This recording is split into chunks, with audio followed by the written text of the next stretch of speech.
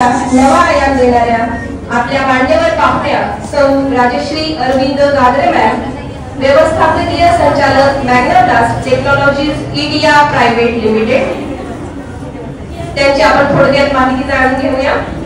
सौ गादरे मॅम या यशस्वी उद्योजिका असून सामाजिक भान असलेल्या बहुआयामी व्यक्तिमत्व आहेत। उद्योग क्षेत्रातील उल्लेखनीय कार्यासाठी त्यांनी अनेक मानाचे पुरस्कार प्राप्त केले आहेत। त्यापैकी JRD टाटा उद्योग सखी पुरस्कार, the pride of India award, उद्योगिनी भूषण पुरस्कार, जिजाऊ गौरव पुरस्कार 2020, सखी सन्मान पुरस्कार 2019, तसेच सुपर वुमन ग्लोब अवॉर्ड 2021 यांसारखे राष्ट्रीय व आंतरराष्ट्रीय मानाचे सन्मान त्यांनी प्राप्त केले।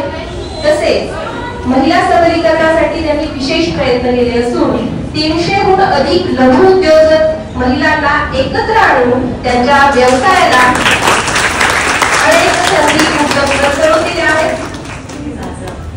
3000 माफ करा, तर 3000हून अधिक हा मोठा आकडा आहे। अशा या प्रेरणादायी व्यक्तिमत्वाचे आपण सर्वजण टाळ्यांच्या गजरात मनपूर्वक स्वागत करूया।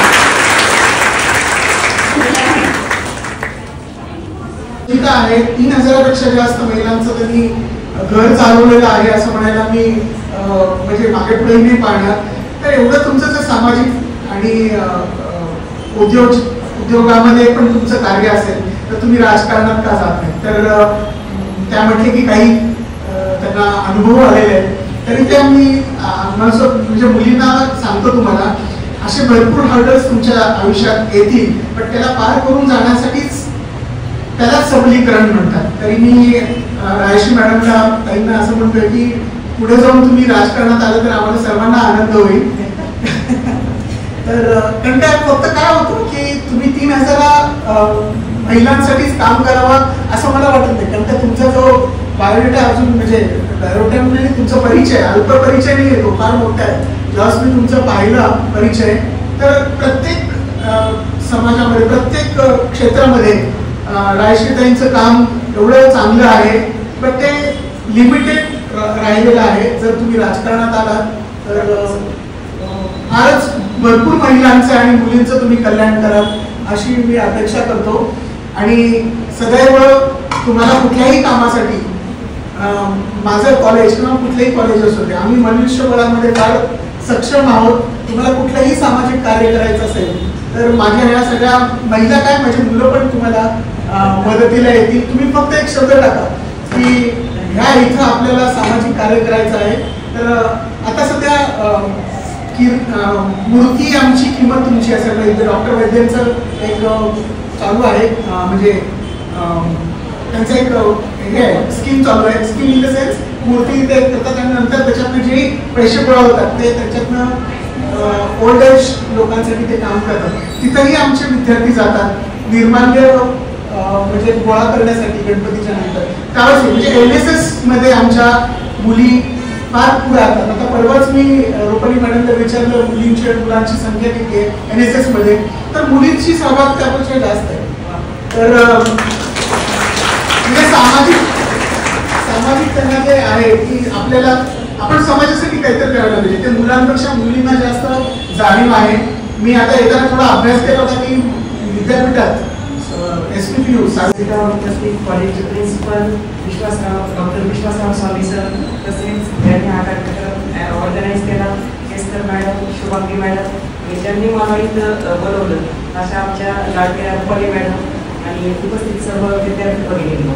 खरं तर आता केसकर मॅडमनी सक्षमीकरण सबलीकरणाबद्दल सांगितलं, स्वामी सरांनी आधी माफक शब्दात सांगितलं की PPS कार्यक्रमाअंतर्गत तुमची डेव्हलपमेंट होण्यासाठी हे आजच्या दिवसाचं वर्कशॉप किती महत्त्वाचं आहे, किंवा मुलींसाठी इथं कुठले कोर्सेस घेतले जातात, NSSचं महत्त्व सांगितलं, किंवा सामाजिक भान किती महत्त्वाचं आहे, मुलींनी राजकारणात यावं, मुलींनी काय करावं सगळं सांगितलं। आता त्याच्या पलीकडं तुमच्या सगळ्यांच्या चेहऱ्यावर जे दिसतंय की आता या मॅडमला का बोलवलं, या मॅडम आम्हाला वेगळं काय सांगणार, की विद्यार्थी देशात असताना आम्हाला हे प्रश्न पडायचे की आलेली पाहुणी किंवा पाहुणा कोण आहे, काय बोलणार आहे आणि वेगळं काय बोलणार आहे।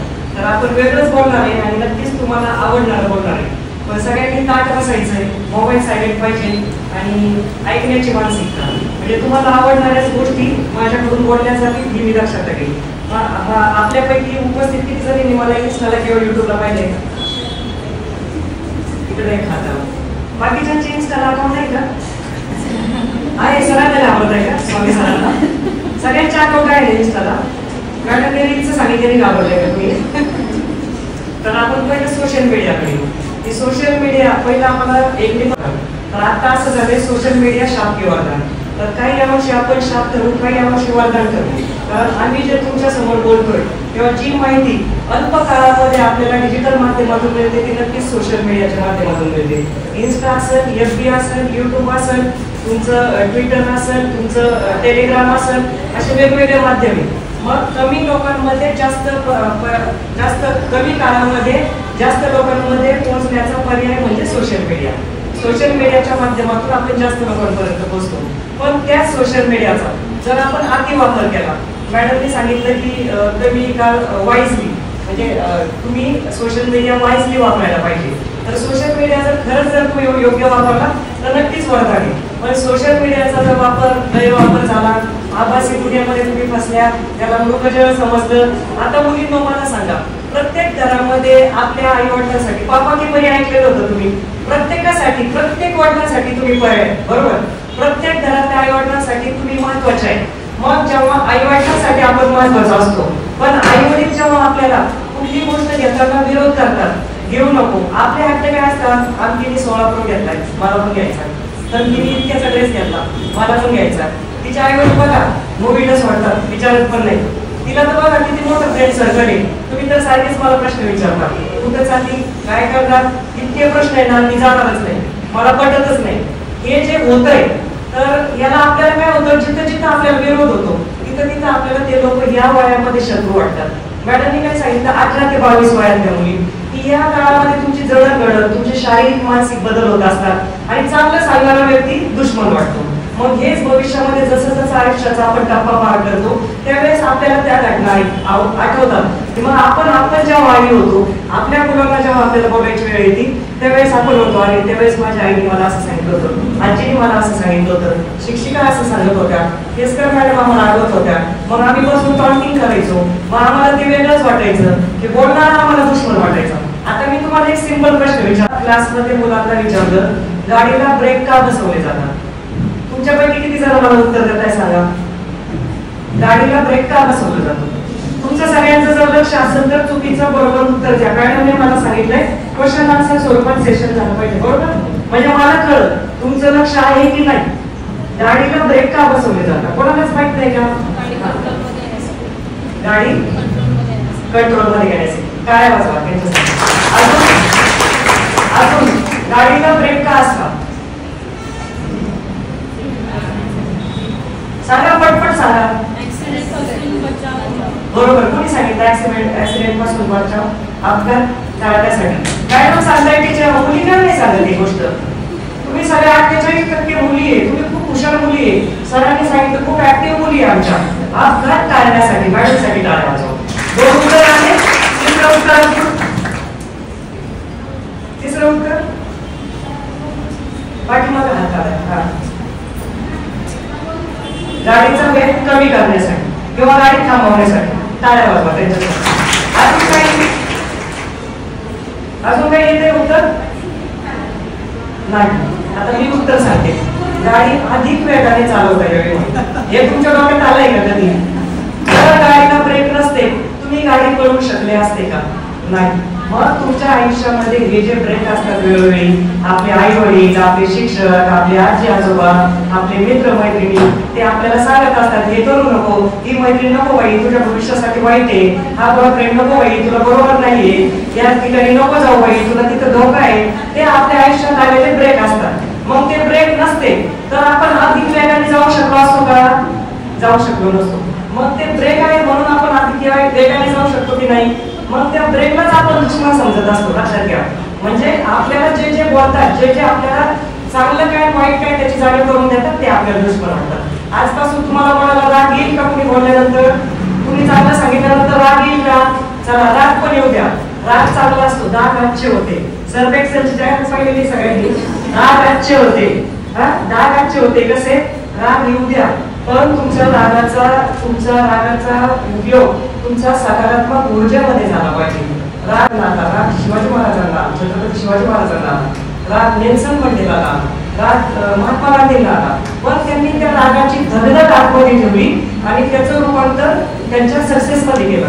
नेल्सन मंडेला तुम्ही जर पाहिलं वर्णभेद, त्यांना त्यांच्या रंगावरून जेव्हा दिवसला जायचं आफ्रिकेमध्ये, तर त्यांनी वर्णभेदाचा जगाला सिद्धांत दिला. किंवा महात्मा गांधी, त्यांना इंग्रजांचा राग आला, त्यांना रेल्वेच्या बाहेर त्यांनी काढलं होतं, तर त्यांनी इंग्रजांना भारताच्या बाहेर काढलं. ज्यावेळी छत्रपती शिवाजी महाराजांना मोगलांचा त्रास होऊ लागला, अपमान होऊ लागला, तो राग त्यांनी व्यक्त न करता त्यांनी काय केलं? स्वराज्य निर्मितीची प्रतिज्ञा केली. किंवा डॉक्टर बाबासाहेब आंबेडकरांच्या बाबतीत जर पाहिलं आपण, की त्यांना जेव्हा तुच्छ लेखलं गेलं, तर त्यांनी संविधानाच्या द्वारे सगळ्यांना माणुसकी, जात काय, समानता राखून दिली. तर तुमच्या माझ्याचा राग आपण व्यक्त झाल्यानंतर एकमेकाला आरडाओरडा करतो, एकमेकाला अद्वैत म्हणजे वेगळं वेगळं बोलतो आणि त्या रागालाच आपण चाललो, अरे मला राग आला ना, मी अशी काढली ना त्याची, अशी काढली ना तिची, जिंदगीत माझ्या नादाला लागणार नाही, असा राग येऊन द्यायचा नाही. राग आजचे होते, राग चांगल्यासाठी येऊ द्या. तुम्ही मुली आहात, मुलींना तुम्ही म्हणणार तुला मुली मॅडम आजच्या काळात भेद करतात, कितीही समाज पुढे जाऊ द्या, कितीही काही होऊ द्या, आपल्या घरामध्ये आजही आपल्याला शिकवलं जातं, तू मुलीची जात आहे, तुला स्वयंपाक आला पाहिजे, तू मुलीची जात आहे, तुला संवाद कळाले पाहिजे. मीही माझ्या मुलीला म्हणले असेल, मी इंजिनियर आहे किंवा मी समाजात वावरते, मी कंपनी चालवते, म्हणून मी वेगळी काय नाहीये. किंवा प्रसार माध्यम, सिरियल, स्त्री आणि पुरुष मध्ये असे वाकडं दाखवतात, भेद दाखवतात, त्यांना एकमेकाचे दुश्मन दाखवतात. असं मुळीच नसतं मुलींनो, हे आम्हाला आल्यापासून जाणवलंय. प्रचंड रिस्पेक्ट आहे त्यांना स्त्रियांबद्दल, प्रचंड चांगलं बोलताय ते. आणि कधीच कुठलाच पुरुष म्हणजे आपल्याला जे भासवलं जाते आणि स्त्री आपला नाहीये, तू सावधा झाली पाहिजे, तू हे केलं पाहिजे, तू ते केलं पाहिजे, ही हवा डोक्यात चालू नका. स्त्री आणि पुरुष हे पूरक आहे, एकमेकांचे विरोधक नाही, ही गोष्ट लक्षात घ्या. हे तुमच्या डोक्यात बसवलं जातं. तुम्ही लग्न झाल्यानंतर जॉब तुम्ही करताना जॉब करतो, मग तुम्ही काय म्हणणार, मी पण कामाला जाते, तो पण जातोय, मी काय त्याचे कपडे धुवायचे, त्यांनी त्याचे काम केले पाहिजे, मग त्यांनी पण निम्मे केले पाहिजे. परंतु त्या छोट्याशा गोष्टीसाठी जर संसार मोडत असेल, त्या शिक्षणाचा उपयोग काय? सांगा मला, उपयोग काय? आज माझी जर तुम्ही युट्यूबला मुलाखत पाहिली, शेतकरी ते जर्मन कंपनीची मालकीण, प्रवासनगर सारख्या ग्रामीण भागातून मी आले, चिंचोली फाटारावली विद्यापीठ जवळ माझं सासर आहे. त्या गावी 4 वर्ष, 1 ना 2, 4 वर्ष मी संघर्ष केलाय. माझं शिक्षण बाजूला ठेवून शेण काढणं, गायांचे कामं करणं, शेतीचे कामं करणं, छोटीशी मुलगी बाजूला ठेवून सगळं सासू सांगून त्याप्रमाणे त्याचे मला आयुष्यात इतका बेनिफिट झाला. माझ्यावर जेव्हा कर्मयोगी पुस्तकात माझ्याबद्दल लिहिलं गेलं, त्याच्यात मी सासूचा गुरु म्हणून उल्लेख केला सर. कारण आपल्या आयुष्यामध्ये 5 महत्वाचे गुरु असतात: आई, वडील, शिक्षक, व्यावसायिक गुरु आणि आध्यात्मिक गुरु. मग त्या 5 गुरूंमध्ये आई वडिलांच्या तुलनेने मी सासूला गुरु का म्हटले? कारण मलाही तुमच्यासारखाच एकुलती एक असल्याने कुठल्याही आपत्त्याला खूप लाडात वाढवलं जातं. आजकाल तुम्हालाही तुमचे पॅरेंट्स खूप लाडात वाढवतात. 96 साली काही वेगळी परिस्थिती नव्हती, माझं लग्न झालं तेव्हा. मी एक मुलगी, 2 भाऊ, वडील ऑफिसर, चांगलं सुशिक्षित घर कॉलनीत वाढलेली, नकार ऐकायची सवय नव्हती. पण माझी आई त्याच्यात जुन्या काळी 72 साली डिएड झालेली, तिने प्रचंड संस्कार केले. मॅडम जसे संस्कार म्हणतात, माझ्या आईला आयुष्यभर एकाच डोळ्याने दिसलं, आज रोजी तिच्या दोन्ही डोळ्याने तिला दिसत नाही, पण तिने एका डोळ्यावर शिक्षण करून आम्हाला तिने भावंडांना घडवलं. आणि आज आजही कुठल्याही कार्यक्रमाला जाताना, कुठेही जाताना माझ्या आईचं एक वाक्य असतं, कुठेही जाऊ दे, आज तुला इंस्टानी उदो होईल, आज तुला लोक म्हणतील, तुला सेलिब्रिटी ट्रीटमेंट देतील, हवेत जायचं नाही. कारण जे काय आहे ती श्री स्वामी समर्थ महाराजांची कृपा आहे तुझ्यावर, तू वेगळी नाहीये. ज्या दिवशी तू हवेत जाशील त्या दिवशी तू खाली पडशील. पतंग जितका उंच हवेत जातो तितका जोरात तो दोर काढल्यानंतर खाली येत असतो. म्हणून सगळ्यात पहिलं माझी आई आज रोजी भुग्यामध्ये, कारण सगळ्यात खराब जर काय असेल, जहाला जहाल विष काय असेल तर स्तुतीमुळे माणूस हवेत जातो आणि आपले काम कर्म विसरतो. ती वेळ कधीच आयुष्यात मुलींना येऊ देऊ नका. आणि आपण स्तुतीप्रिय असतो. टीका आणि स्तुती आयुष्यात दोन्ही महत्वाचे, लक्षात घ्या. जसं झाडाच्या वाढीसाठी सूर्यप्रकाश आणि सावली दोन्ही महत्वाचे. आपल्याला टीका ऐकायची सवयच राहिलेली नाहीये. घरामध्ये पण लाडात वाढतो. सासरी गेल्यानंतर जेव्हा आपली सासू, आपला मोठा दीर, आमच्या नगरचा एका बाया म्हणतात किंवा घरातलं मोठं कोणीतरी सांगतं त्यांच्या घरातल्या पद्धती, की असं नाही बाई कसं करायचं, त्या पाहुण्याच्या पाया पडायचं, यावेळेस अशी साडी घालायची, त्यावेळेस आपल्याला राग येतो. मग आपल्याला त्याच वेळेस भडकवणारी मैत्रीण म्हणा कुणीतरी अशा असतील, बाई त्यांना कळतंय का, तू एवढी शिकलेली आहे, तू काय अडाणी आहे का, आणि तू कशाला ऐकती, तू ऐकूच नको बाई. आणि मग त्याच वेळेस हिंदी पडते आपल्या घरामध्ये वादाला कारण होतं. सगळ्या महिला मुलींनी लक्षात घ्या, आजही मला सणावाराला साडी नेसायला आवडते. साडी नेसणं म्हणजे मागासलेपणा आहे का, मला सांगा. मागासलेपणा मुळीच नाही. काही ठिकाणी जीन्स घालून गेली नाही म्हणून घटस्फोट होतात. तुम्हाला कितपत योग्य वाटतं तुमच्या पूर्ण आयुष्यामध्ये लग्न हा विषय, तुमचा संसार, तुमच्या आयुष्याची एक टप्पा जिथून तुमचं लग्न जोडीदाराबरोबर होऊन तुम्हाला मुलं होणार, पुढची संसाराची सुरुवात होणार, तिथं कपड्याच्या पेहरावावरून संसार मोडले जातात. हे कितपत योग्य वाटतं तुम्हाला? योग्य आहे का नाही?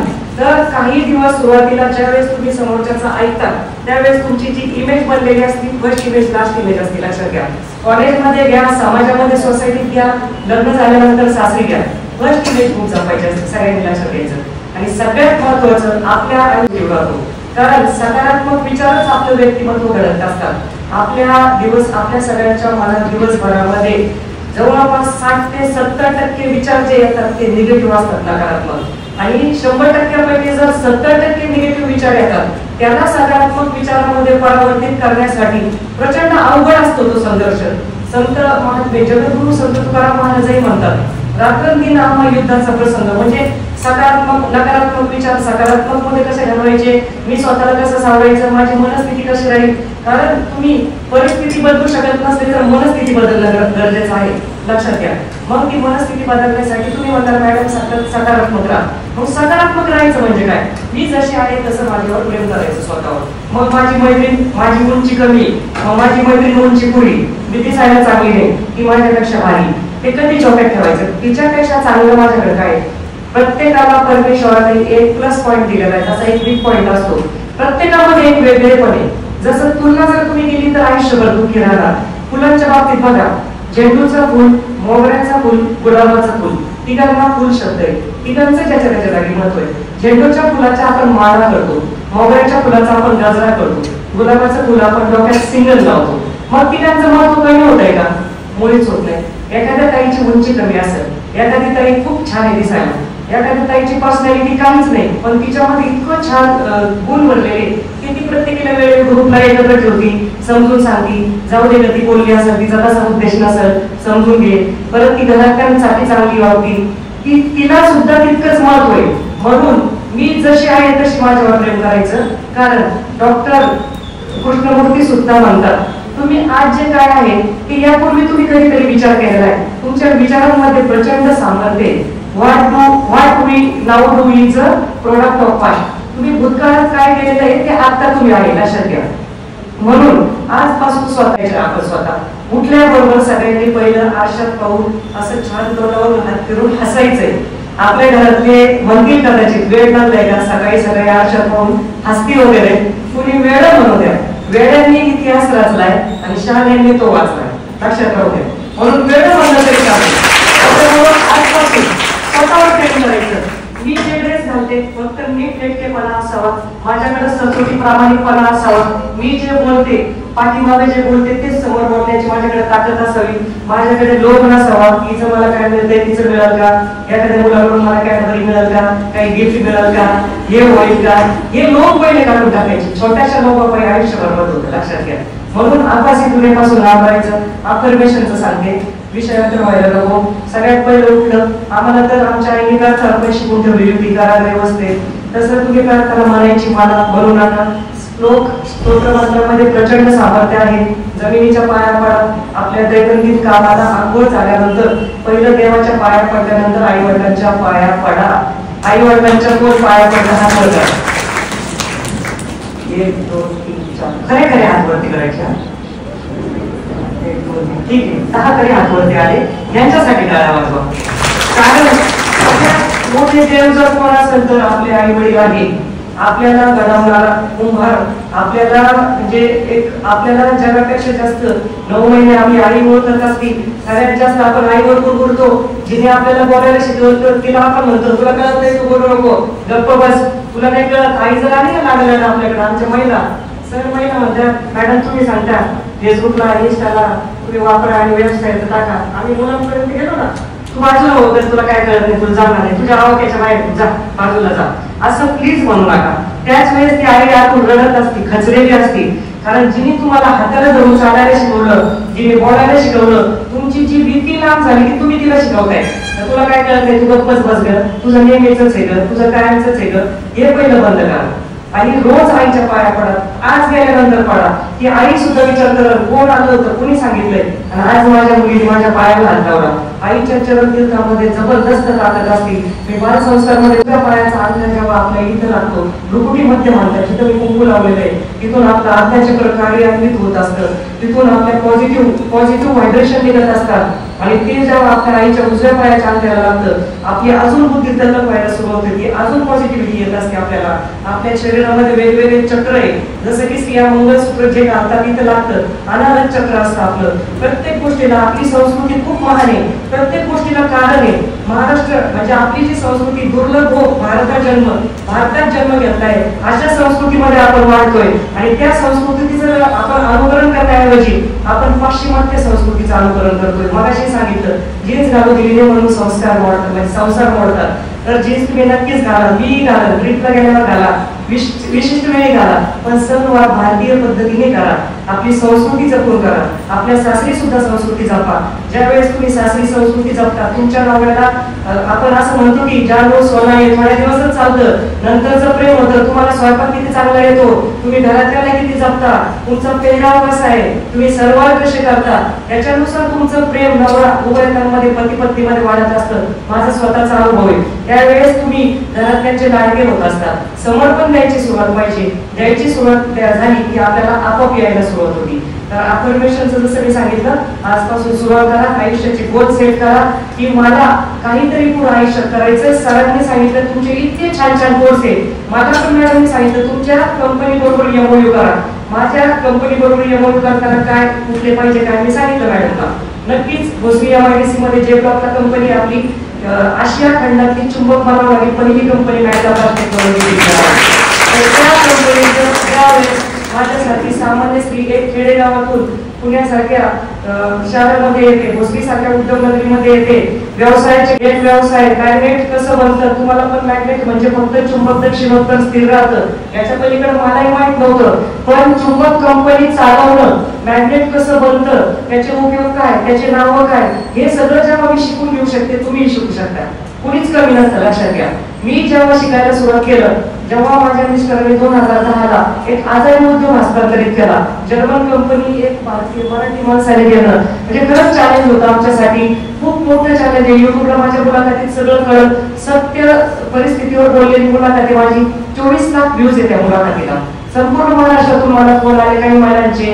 आमच्या गावी मॅडमला फोन आले, आम्हाला मॅडमचा नंबर द्या, आम्हाला मॅडमला भेटायचं.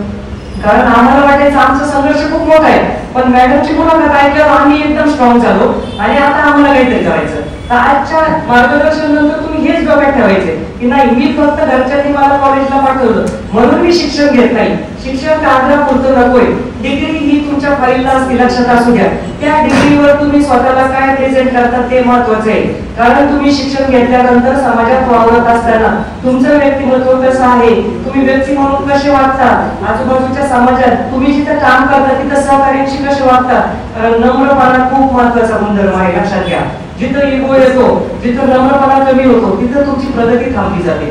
तर सांगायचं तात्पर्य, तुम्ही जसे आहे तसे स्वतःवर प्रेम करा, गोल सेट करा. गोल सेट करा म्हणजे ध्येय निश्चिती की तुमचा कोर्स कुठल्या कोर्सचा आहे का, सगळ्या कोर्सच्या तुम्ही एकत्र मुली. तुमची डिग्री पूर्ण झाल्यानंतर तुम्हाला B.Com नंतर BM करायचंय, तुम्हाला BBA BCA करायचंय. काय करायचंय ते ध्येय निश्चित करा. पुढचं इथंच ऍडमिशन घ्या. फीज व्यवस्थित आहे, स्टाफ कोऑपरेटिव्ह आहे.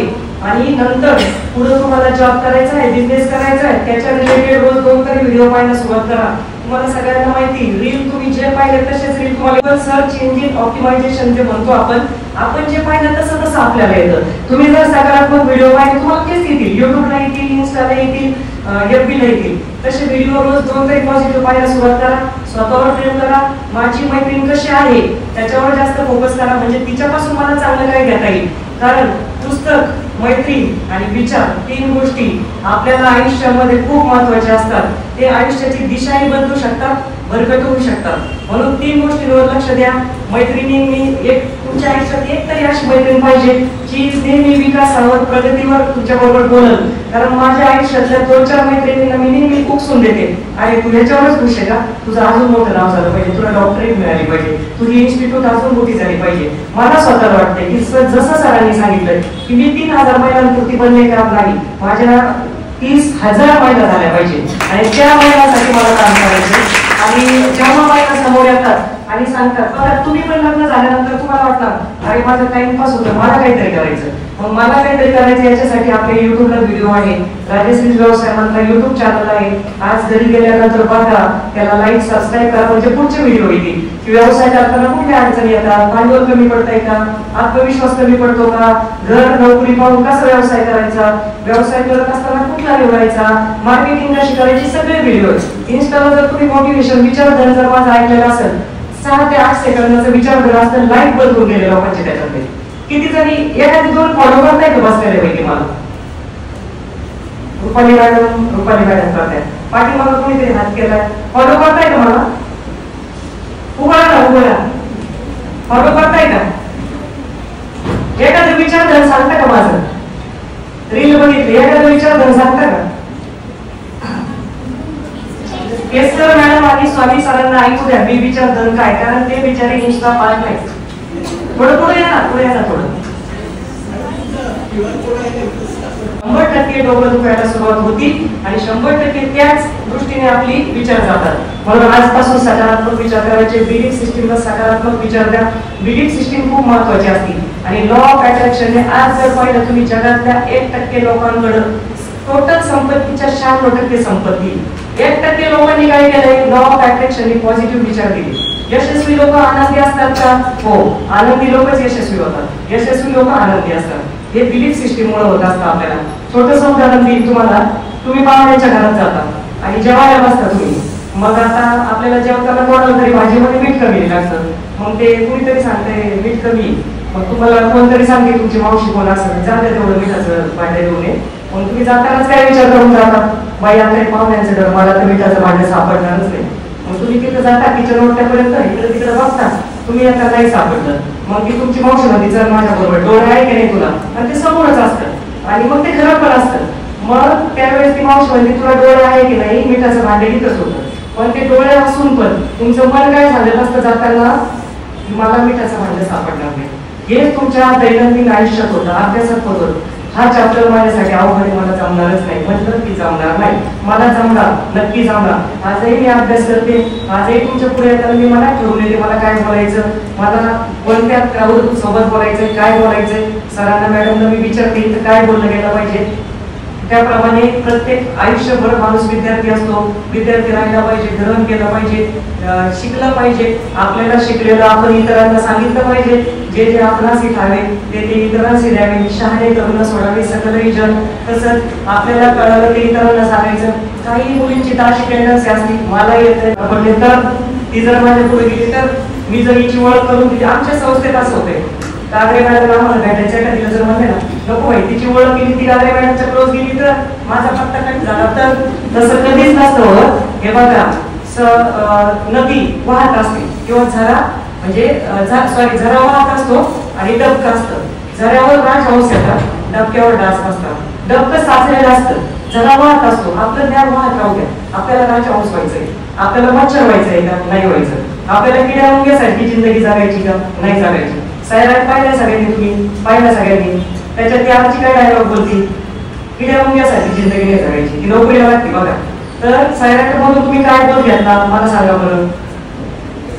कुणीतरी एक बोल सांगा मला, चला तुम्हाला पण मला कळू द्या, लक्ष आहे का, थोड्या फ्रेश होणार, पिक्चर कडे जाऊ आपण थोडं. सैराट तर सगळ्यांनी पाहिलंच असं, रडले असतील थिएटरमध्ये. सैराटचं सांगा. नाही पाहिलं, सैराट नाही पाहिला, मी पण नाही पाहिलं, पण बघायचंय मला. सुरू पाहिला, सुरू विद्याबालनचा, ती एक आकाशवाणीची निवेदक होती, आरजे बनती. मग घरच्यांच्या संघर्षाला ती कशी कम्युनिकेशन उत्तर देते. कम्युनिकेशन आपल्या आयुष्यात किती महत्वाचं असतं. बऱ्याच वेळा काही गोष्टी बोलण्याच गेल्या नाही म्हणून आपले नाते खराब होतात. मग आपण म्हणतो त्यावेळी मी हे बोलले असते तर, त्यावेळी ते बोलणं झालं असतं तर, ते शक्य आयुष्यभर असतं आपल्या. बरोबर आहे. सायलेंट करून काय बोलते ना सांगा, मी विसरत नाही हा, मी मेन टॉपिक वर येते परत. सांगा काहीतरी सांगा. सांगा मॅडमला कळते ना, सांगताय का कोण? माईक पण घेऊन येणार आहे कोणतरी पाठीमागं. इकडच्या काही तुम्ही जा माईक घेऊन जा ताई, तुझा माईक घेऊन पाठीमागं.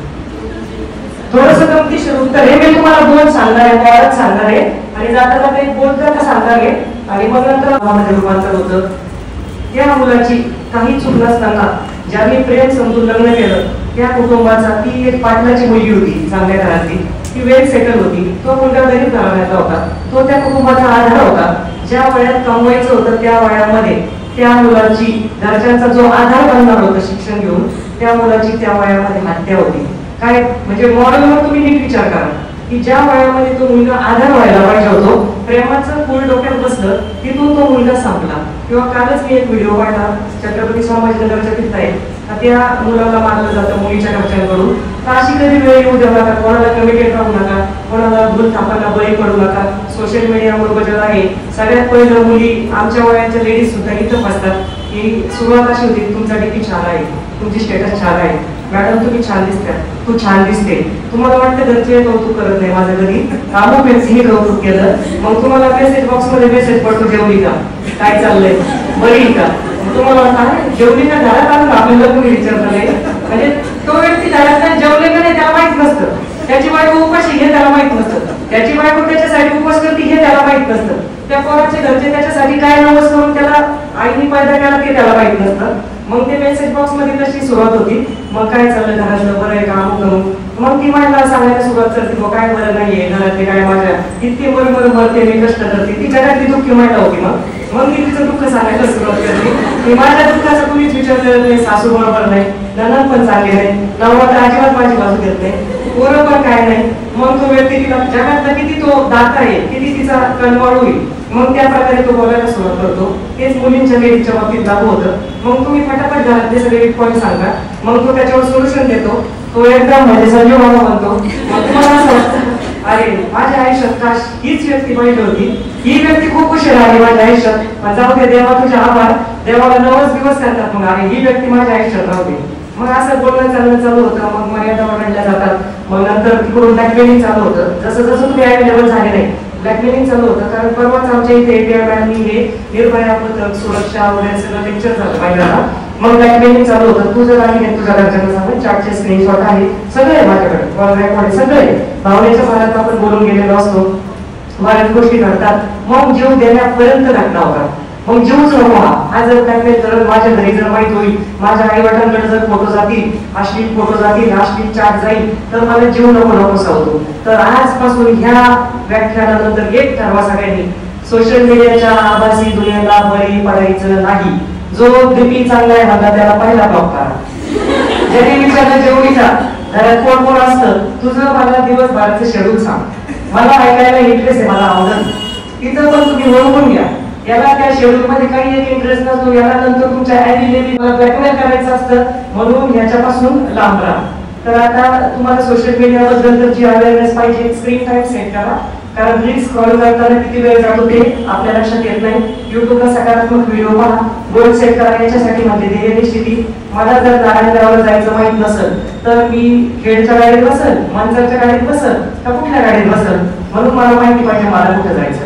येतं लक्षात. आणि कधी पण आपल्याबरोबर काही घटना घडल्या तर त्याचा अपमान डोक्यावर ठेवू नका. त्याच्यासाठी मी एक वाक्य बोलन, जो हुआ उसे सोचा नहीं करते, जो मिला उसे खोया नहीं करते, सफलता भी उन्हीं को मिलती है जो हालात पर रोया नहीं करते. तुमची ताकद स्वतः बनायची आहे. तुम्हाला सेल्फ डिफेन्सचे एखादे 2 कराटेचे कशाचे सेल्फ डिफेन्सचे प्रशिक्षण घ्या.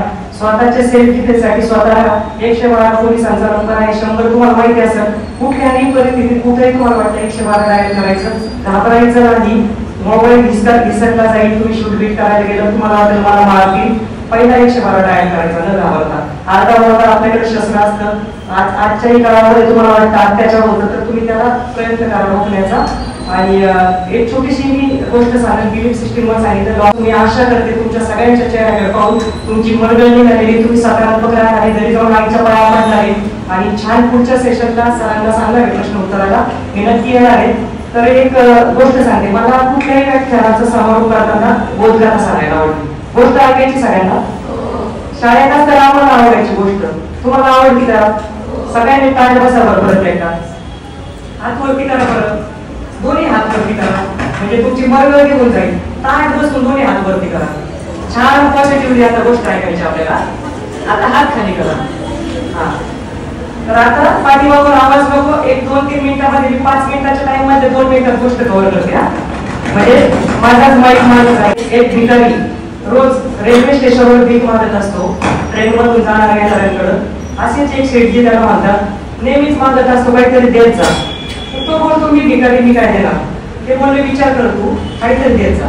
ते भिकाऱ्याच्या मनाला वाक्य खटकतं आणि तो विचार करतो हा माणूस मला भीक देण्याऐवजी काहीतरी देत जा का म्हटला, म्हणजे उद्देशाचे डोस पाजून गेला. मग देण्यासारखं काय माझ्याकडे? असाच तो स्टेशनवर ट्रेन मधून उतरतो आणि इकडे तिकडे पाहतो. त्याला सुगंधी झाडं दिसतात आजूबाजूला फुलांचे. तो ते फुलं तोडतो आणि त्या दिवशीपासून तो काय करतो, भीक मागितली, भीक दिली का त्या व्यक्तीला फुलं द्यायचं. मग ते त्याच्या निमित्ताने त्याच्या भीक मागण्याच्या सरासरीमध्ये वाढ झाली. पैशाचा इन्कम त्याचा वाढायला लागला. मग त्याला तो सल्ला पडला. त्याच्यानंतर एक साधारण 2-3 महिन्यांनी ते शेठजी परत त्याला त्या रेल्वे स्टेशनवर दिसले, सूट उठतला माणूस.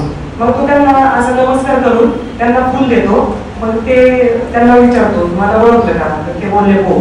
तर बोलले नमस्कार केला म्हणजे तुझा काहीतरी बदल झाला, हे काय तुम्हाला फुल का दिलं? तर त्यावेळेस तो भिकारी म्हणतो तुम्ही मला सांगितलं ना काहीतरी द्यायचा. तर त्या दिवशीपासून मी एक शिकलो की फक्त मागायचं नसतं, द्यायचं असतं. मी फुलं द्यायला सुरुवात केली, माझ्या भीक त्याच्या पटीने वाढली. तर मग ते शेठजी खुश होतात, हसतात आणि ते एक वाक्य बोलतात त्याला, अरे वा तू पण व्यापारी झालास माझ्यासारखा. तर मग नंतर त्यावर तो विचार करतो, चिंतन करतो, आता मी तर भिकारीचं फुल देणार इथपर्यंत झालो, पण यांनी मला व्यापारी का म्हटलंय. मग त्याच्या लॉ ऑफ अट्रॅक्शन बिलीफ सिस्टीमला तो ते सिग्नल देतो, मी व्यापारी झालो म्हणजे व्यापारी होणार नाही. मग तो त्याच्यावर काम करतो. नंतर 1 वर्षाने परत शेठजी आणि परत एक दुसरा छोटा मोठा माणूस दोघांना हस्तांदोलन करतात. ओळखलं का मला म्हणतात. शेठजी मानाला तर नाही ओळखलं. मग त्यावेळेस तो भिकारी सांगतो, शेठजी मी तोच भिकारी आहे. तुम्ही मला आयुष्यात 2 गोष्टी शिकवल्या. पहिल्या गोष्टीवर मी वर्किंग केलं की काहीतरी देत जा, फक्त मागत नको जाऊ. मग मी फुलं द्यायला सुरुवात केली, मला कळालं हा व्यवहार असतो. दुसऱ्या भेटीत तुम्ही सांगितलं तू भिकारी नाही व्यापारी आहे, मी त्याच्यावर काम केलं. आज मी फुलांचा मोठा व्यापारी झालो आणि आज माझ्या व्यापाराच्या संदर्भात मी बाहेरगावी चाललो आणि तुम्हाला मी आयुष्यात विसरणार नाही, कारण माझ्यातल्या भिकाऱ्यातला व्यापारी करणार आहे तुम्ही. असा अर्थ आपल्या आयुष्यात कोण आपल्याला काय सांगतो किती पॉझिटिव्हिटी देतो, इम्प्लिमेंट किती करतो. कारण आमच्या इंडस्ट्रियल भाषेमध्ये लाख लोक येतात ना काहू से दोस्ती ना काहू से मेल, म्हणजे की भल्याची कामना करत आपण समाजात कसं जीवन जगावं याची एक प्रेरणा म्हणून आपल्याला हे मार्गदर्शन मिळालेलं आहे. तर मॅडमने बऱ्याच पैलूवर बऱ्याच आयामांवर मार्गदर्शन केलंय. तर त्यातले काही तुमच्या समोर ठेवले की दैनंदिन जीवनामध्ये मुलींना जे उतार चढाव येत आहेत, जे बदलाव येत आहेत, जे चॅलेंजेस येत आहेत, यावर